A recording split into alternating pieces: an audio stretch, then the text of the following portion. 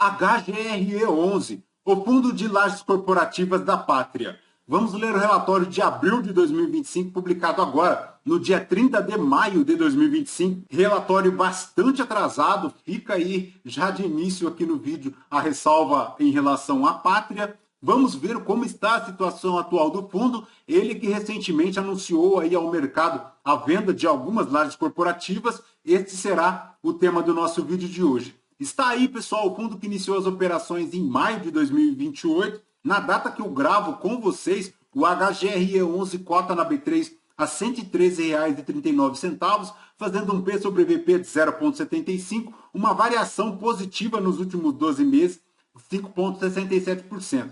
A cotação, pessoal, que chegou lá em dezembro aos R$ 89,20, buscou uma recuperação considerável aí no mercado secundário e agora chega lá aos R$ 113,00, ainda 25% descontado. A última distribuição, pessoal, será paga agora, no dia 13 de junho de 2025, 85 centavos por cota, fazendo um P sobre VP de 0,74, anual de 9,07%. Se o cotista tivesse investido em HGRE11 R$ 1.000 há 2 anos, já considerando aí o reinvestimento dos dividendos, teria hoje R$ 1.052,50. O fundo ainda segue abaixo lá do CDI e inclusive abaixo do IFIX. Ele ainda não consegue se recuperar, apesar de toda esta recuperação na cota no mercado secundário, dos principais índices aqui da Bovespa, né? O IFIX, inclusive superando aqui o HGRE, que chega a apenas 5,25%,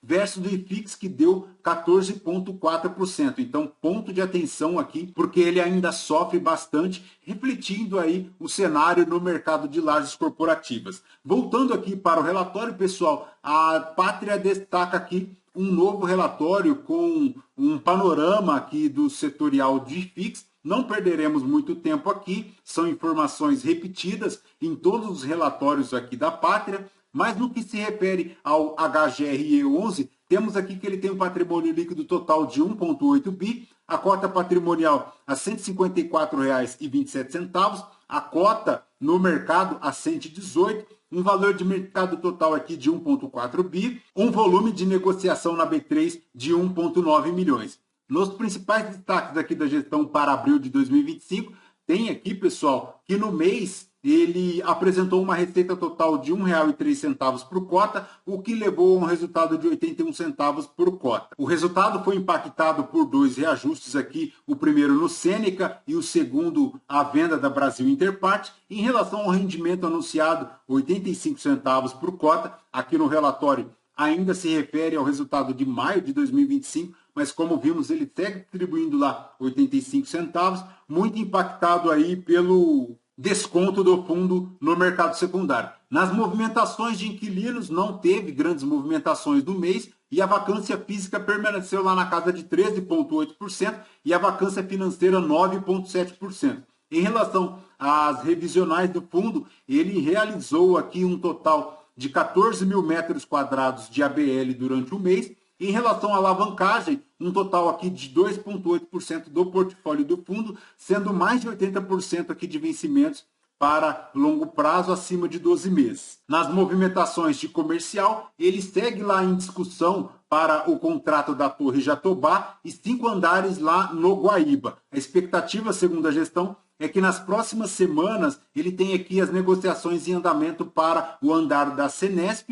que será devolvido, inclusive montado, mostrando a diferença de liquidez para ativos com o mobiliário instalado versus o Open Space. Em relação às movimentações, como comentamos no início do vídeo, ele realizou aqui, concluiu a venda de algumas unidades lá no Transatlântico e também no Berrini One. Segundo a gestão, ela concluiu aqui a venda de 27,4% da participação do HGRE no Berrini One e a venda de 33,3% da participação do fundo aqui no Transatlântico. Para a venda do Berrini One, consistiu na alienação de 4 conjuntos, sendo 3 que já estavam alugados, num aluguel total aí de 3 centavos por cota, e a transação ocorreu no montante aí de 68 milhões, com pagamento à vista, o que gerou um resultado de R$ 1,32 por cota, o que é excelente. Ela destaca aqui que a venda foi realizada num preço médio de R$ 23 mil o metro quadrado, um valor 15,7 superior ao laudo de avaliação e 29,7 superior aqui ao valor de custo de aquisição do imóvel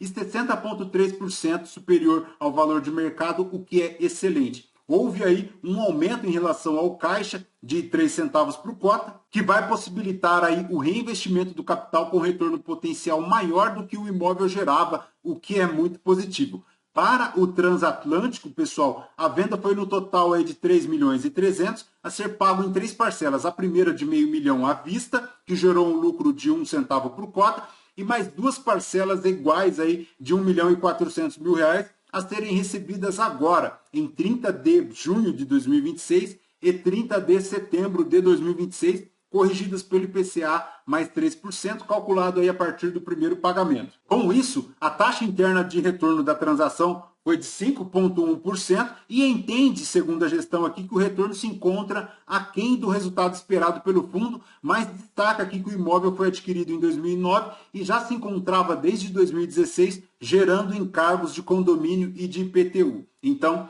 ponto negativo dessa transação é a venda aqui do transatlântico, mas é positivo porque, como verificamos aqui na fotografia, o imóvel já se encontra bastante obsoleto, não atendendo aqui as expectativas do fundo. A gestão destaca, inclusive, que o transatlântico sempre se mostrou um problema a ser resolvido pela gestão. É um ativo antigo, que se encontra numa região comercial bastante desafiadora e possui aí um percentual minoritário nas taxas de condomínio, que favoreceu aí a estratégia de desinvestimento no ativo. Em relação à performance do fundo, pessoal, ele segue lá no mês dando um retorno de 7,5%, isso se considerada a recuperação no mercado secundário, versus do IFIX, que deu 3%, e o CDI bruto 1,1%. O fundo segue lá com a média de 86 centavos em relação à distribuição, no yield segue aí de 8,6 anual, em relação à cota de fechamento e em relação à cota patrimonial aí 6,6%.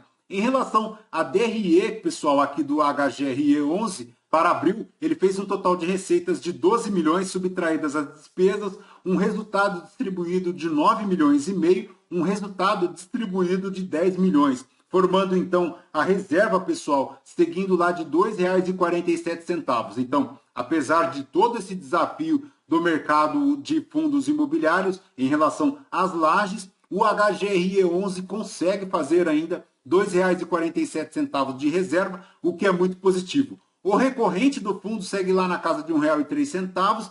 Ele tem aqui 22 de despesas recorrentes, formando um resultado distribuído de 85 centavos por cota. Em relação ao balanço patrimonial do HGRE 11, pessoal, ele tem 1,6 bi aqui de imóveis e tem 50 milhões de obrigações aqui em relação às aquisições. Das parcelas a receber em 12 meses, pessoal, o fundo tem 42 milhões.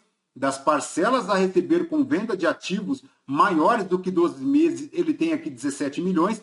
E das parcelas a pagar para os próximos 12 meses, ele tem aqui 10 milhões. E das parcelas a pagar, pessoal, maiores do que 12 meses, ele tem aqui 41 milhões. E não é só. De FIIs, pessoal, ele tem aqui 44 milhões, tem aqui 51 milhões de CRIs, em relação à renda fixa, 32 milhões, e das parcelas a receber, como comentamos, 51 milhões. Em relação ao saldo devedor para amortizar, agora ele tem 7 milhões em 2025, relacionados lá ao CRI do edifício da Vivo, lá na Chucre Zaidan, formando aí 2,8% de alavancagem. Em relação ao ativo do fundo, pessoal, a maior exposição segue lá para a região da Chucre Zaidan, que concentra o maior percentual aqui de receita contratada. A maior exposição geográfica do fundo segue aqui em São Paulo, 98,2% aqui das receitas, 0,8% do Rio de Janeiro e 1% lá em Porto Alegre. Em relação ao portfólio do fundo, pessoal, são 13 ativos diversificados em 13 estados, formando 147 mil metros quadrados de ABL, tendo como maior inquilino a TOTOS, 29% das alocações por inquilino e 29% aqui do segmento de tecnologia da informação. 42% aqui dos ativos são classificados como AAA e 50% aqui dos ativos são classificados como A. 70% dos contratos são típicos e 30% deles são atípicos. 52% dos contratos aqui indexados ao IGPM, mas ele tem aqui também 48% indexados ao IPCA. Para os reajustes, pessoal, ele tem 0% agora para junho. Em relação à concentração das revisionais, 54% agora para 2025, 37% delas apenas para 2027. Os contratos, 5% deles vencendo agora em 2025 e 46% deles vencendo em 2027. Em relação ao histórico de vacância, segue lá em 13,8% de vacância física e 9,7% de vacância financeira, todos eles aqui para fevereiro de 2025. E os destaques para as vacâncias, pessoal, fica aqui para o Martiniano, 13,8%, o Sêneca com 1,9%, o Berrini com 6,8%, o Jatobá com 41,6% aqui de vacância física, o Guaíba, pessoal, 78% dele vago, praticamente todo o prédio lá sofrendo bastante. É bem provável que essas vacâncias cresceram bastante depois das enchentes lá em Porto Alegre. Tem aqui na Roberto Sampaio Ferreira 19,8%. Tem aqui também o Transatlântico, que já foi desfeito aqui em alguns conjuntos do fundo, formando ainda 66,7% de vacância. Como comentamos, em relação ao Transatlântico, ele se desfez de uma laje e também do Berrini One, ele se desfez de 4 lajes, o que é muito positivo. Não há movimentações mapeadas além dessas descritas aqui no gráfico, sendo 2 destaques negativos. O Guaíba com quase 8.250 metros aqui vago e também o Jatobá com 6.700 metros quadrados vago no prédio, o que é muito considerável, né, pessoal? São aqui 2 destaques negativos que a gestão não consegue se desvencilhar dessas vacâncias já há um bom tempo. Por fim, pessoal, há aqui um upside de receitas na casa de R$1 por cota, mas ele ainda consegue fazer apenas 89 centavos de receita de locação. Em relação ao resumo da estratégia comercial, pessoal, ela destaca aqui que segue em discussão com 2 locações lá no Jatobá e também no Guaíba, formando 4.515 metros quadrados, o que seria excelente para reduzir essa vacância bem alta aqui do fundo. Além disso, ela destaca aqui que no segundo semestre terá aí o término das carências concedidas lá para a expansão do Sírio-Libanês e a BP lá na Torre Martiniano, o que também é positivo e que, somada aí à redução da vacância esperada, terá um impacto positivo na renda recorrente do fundo.